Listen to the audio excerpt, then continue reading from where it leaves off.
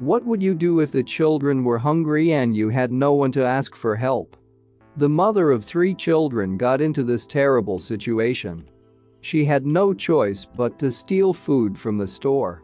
Teresa was preparing for anything, but not for such a reaction from the local police. Police officers Keith and Candace received an alert that a theft had occurred at a grocery store in Hillsborough. They were immediately sent to the crime scene. Kat and Candace didn't immediately detain the criminal in the store, they followed Teresa all the way to her house. And they didn't regret that they did so. After all, they found out the true reason for such an action of a mother of 3 children. Teresa said, "I asked for help. But for 3 days, my desk was still empty. And then I just didn't see any other way out. Poor mom stole goods from the store that were essential.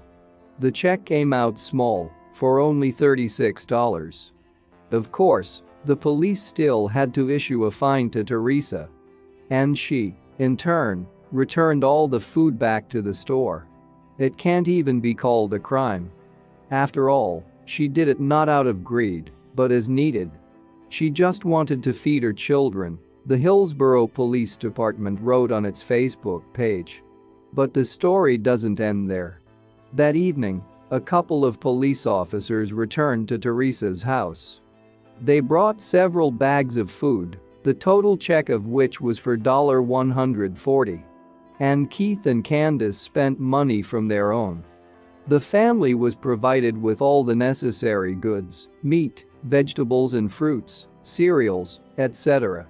For someone there is nothing special about this, but what it meant for a large family cannot be expressed in words.